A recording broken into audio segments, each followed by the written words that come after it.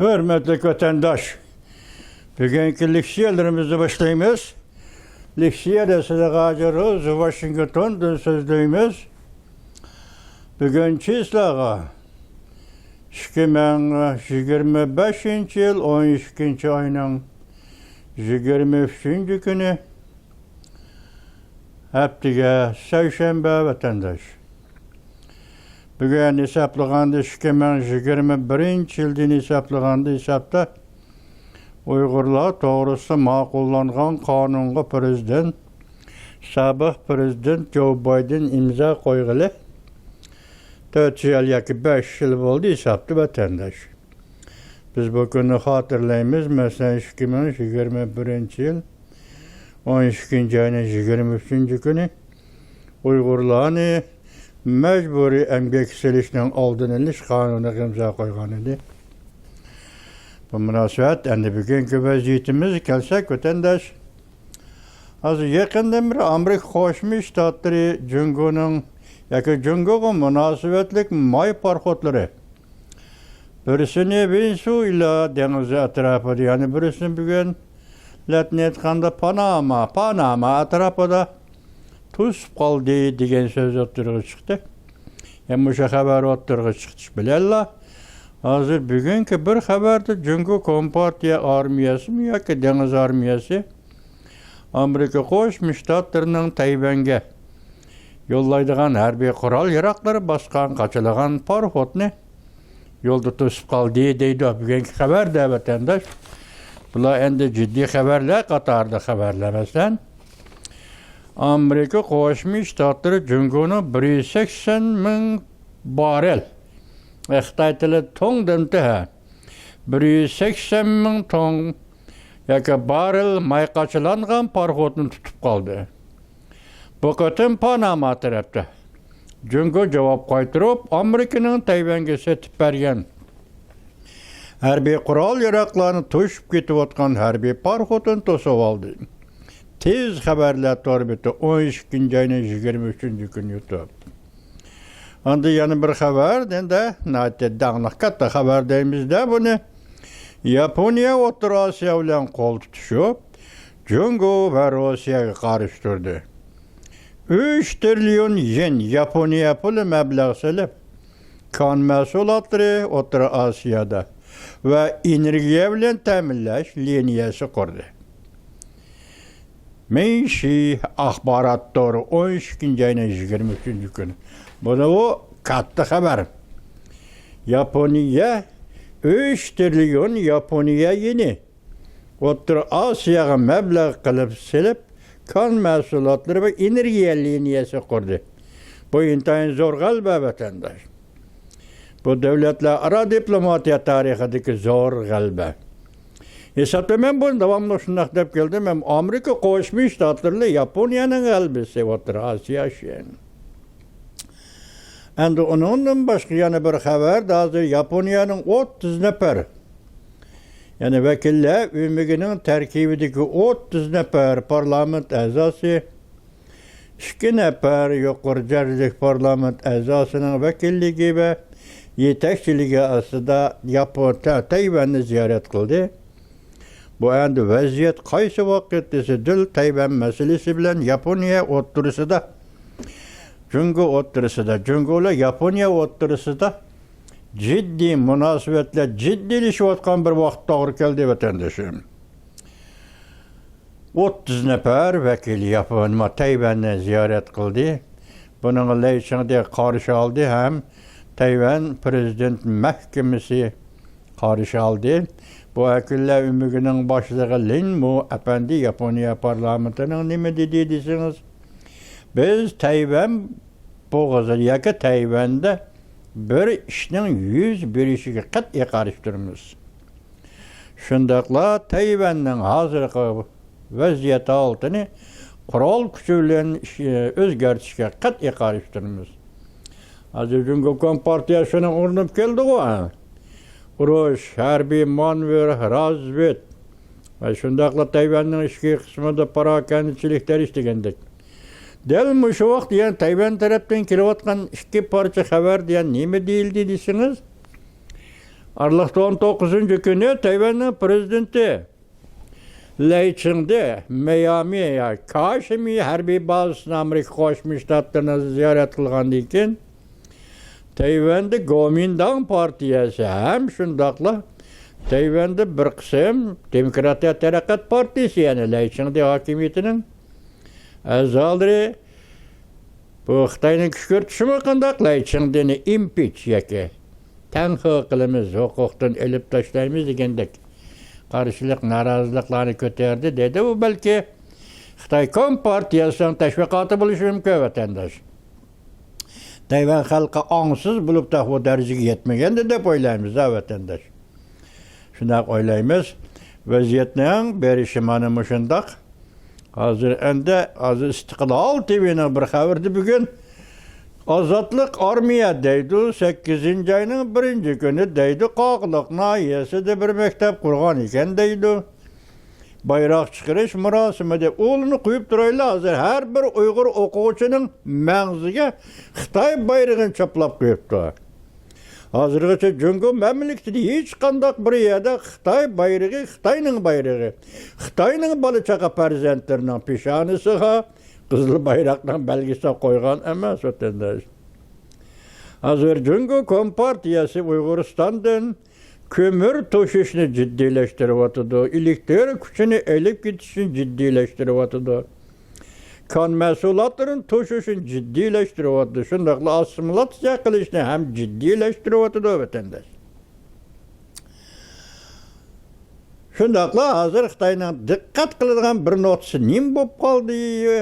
Mustamlik Uyg'uristonda desangiz, diqqat qiladigan eng muhim nuqtasi birinchisi u hozirgacha 76 yildan beri Uyg'uristonda tahdid Uyg'urdan keladi.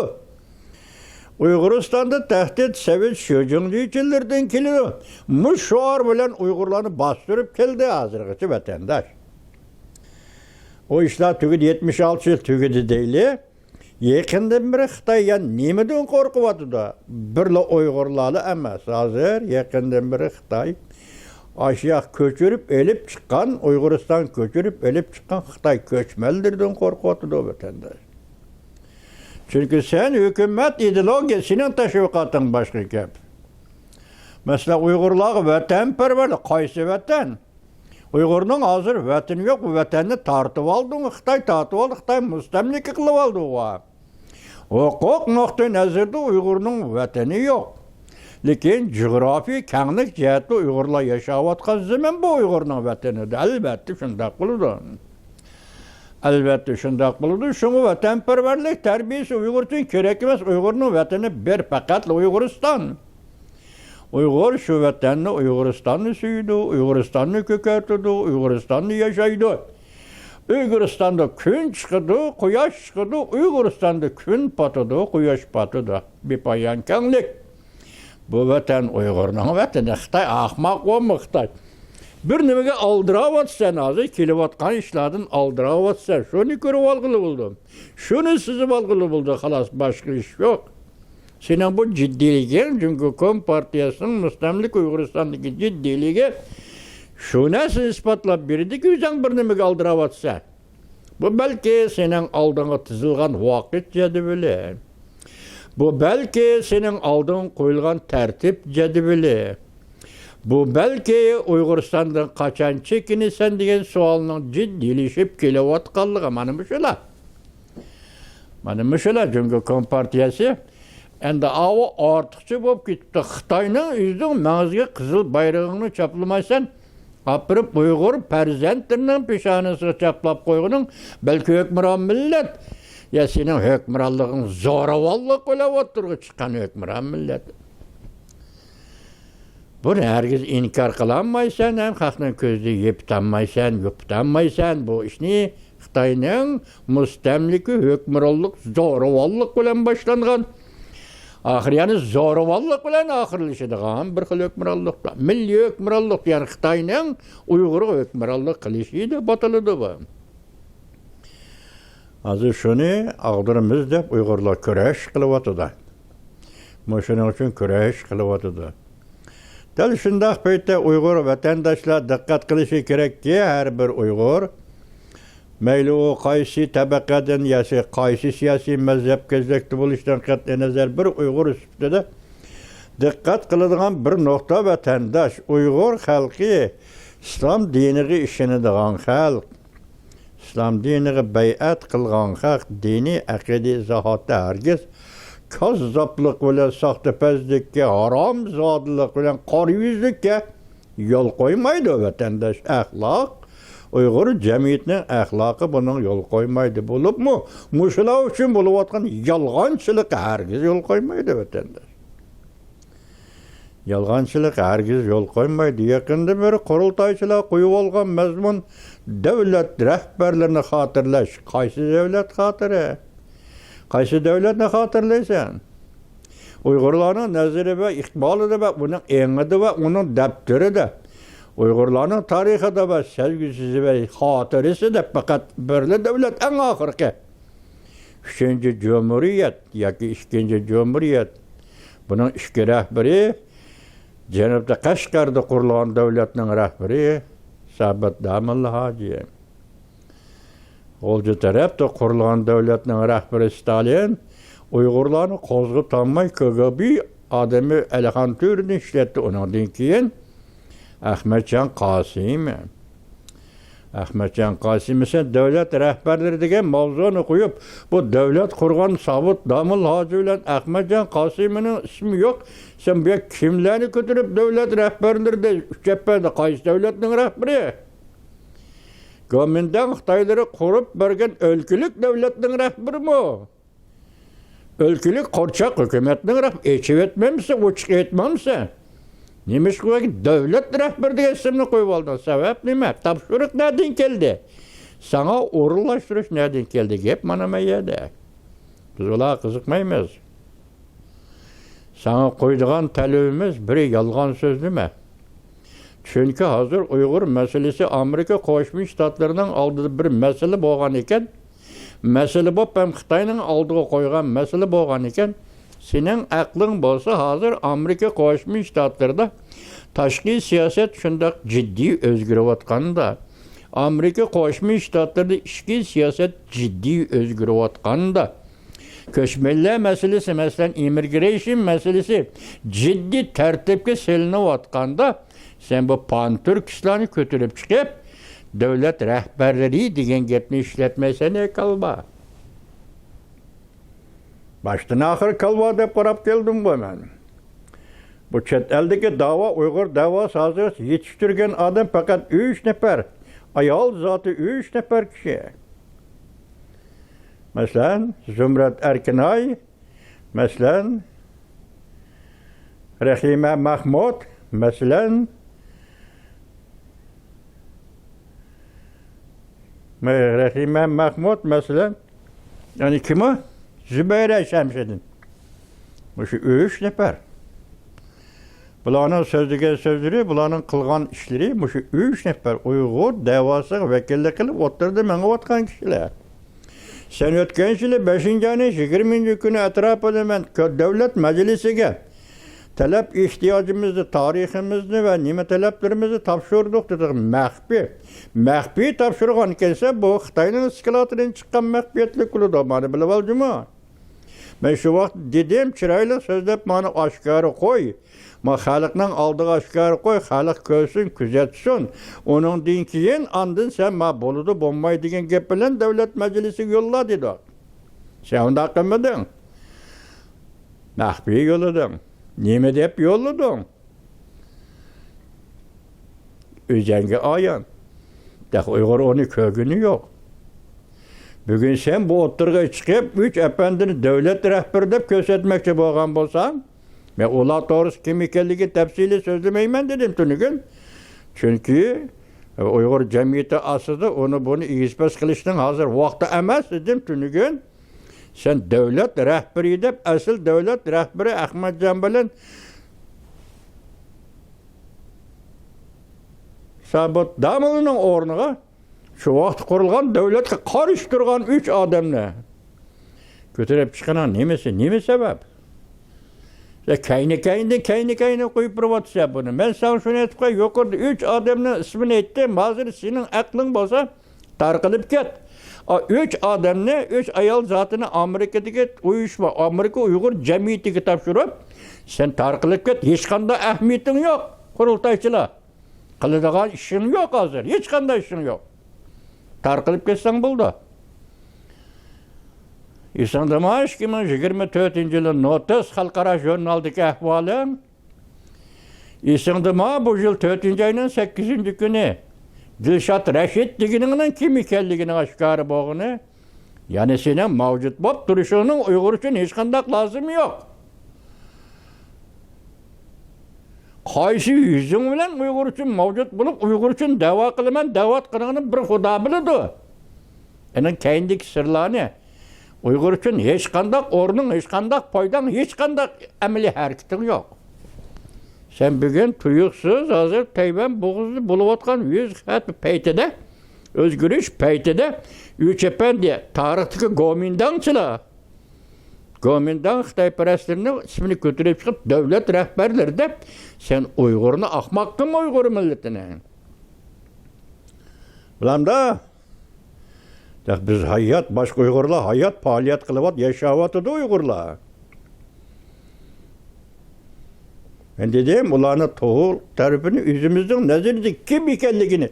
Yani sözünü koyaylı, üç efendi dedin mi, üç efendi de attım. Ola devlet rehberleri emez. Sen bununla kurulgan, Uygur'da kurulgan devleti püçekleştirme. Uygurlar kurgan devletini yakın zaman tarihe tönügün kişiyi minceserde kurgan devletini mi püçekleştirme. Devlet ve hukuk, devlet ve inkılap. Bu nayeti katı gep. Uygur için etkan katı gep. Çünkü Uygur uruş meydanına girip akopta oturup üzünün bedeniden kan akıp durup kurgan devlet bu. Ahmakkın mı bu devlet ne? Ulan da yani çırayla sözüldüm ben manicim muşunçilek ettim. Çünkü ben Uygur. Bosa teşkilatını tarih deyip bunu kandaktı dünya Uygur kurultayı diye Uygur'da bana tapşırıp Uygur'una ilgisi ben. Hazır dünyada Uygur'un ilgisi ben bilip koycuma. Bir yerde Uygur'da uyak Türkistançılıkın dava kıldığın sende kazzapla emez ben. Uygur'unu kaytırıp verip sen bu ne hazır Uygur kurultayı demek Uygur'unu çıkarıp Uygur'da gelsin. Koymuşçılar kurultayı desen bunu da hazır. Sen şu yaya geldin şunu kıldın tünügün. Tünügün işildin aşını. Ulan da Adrian zinniniz toxtab qaldı sana material tayyorlab bir saqchi maktabi Uyg'urlarni nazarband qilishdi. Shanama Deyrimbayler toxtab qaldı. Uyg'urlarning ichki a'zolarini kesib setishni fosh qiladigan, sana so'zlaydigan, sana setib yeydigan materiallarni shular tashlab turibdi. Shular tayyorlab berdi. İtan Gutman toxtab qaldı. Uygurlarına her hepsi demişsin bir yıl içinde 35 bin Uygur'un işki börgünü, cigirini kesip yetivatıdı. Diyen haberini birden bular toxtab qaldı. O şimdi çıkıvat efendim. 25 yıl sözlüdü radyo Amerika halkı çıkmadı radyonu. Radyo eçilgan kündün tatıp İsa'nın, Nevrisi İsa'nın kavirdep sözlep geldin, ahı takattın radyonu. Töt yançıkçının koluğa taşlap bürüp. Töt yançıkçının radyosu aylandırıp ahır radyonu takattın. Biz bu doğru tulu söz demeyle radyo doğrusu da. Bilam da ahır takattın. Tayvanlı Xitay'ını beşini çıkarıp baş çıkılı bilip Tayvan'ın uğurlaş duruşu bu içi Eysa Peysa diyen radyoya gelip çıkıp devlet rehberleri Ahmetcan Kasimi ya ki sabit damlı doğrusu bir ağız gep açmayı 25 yıl radyo işlege radyoda. Ahır takattım. Bugün hem bu oyunu oynap çıkıp Uygur davasını katmakçı mı? Ben başta ettim bir cümle akıllı işaret nadan cuval duruyoruz. Hazır Amerika koşmuştadır, taşkı siyaset özgürü vatıdı.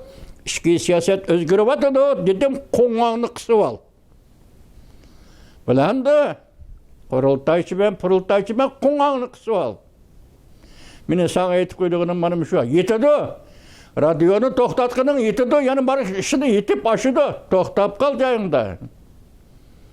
Hem de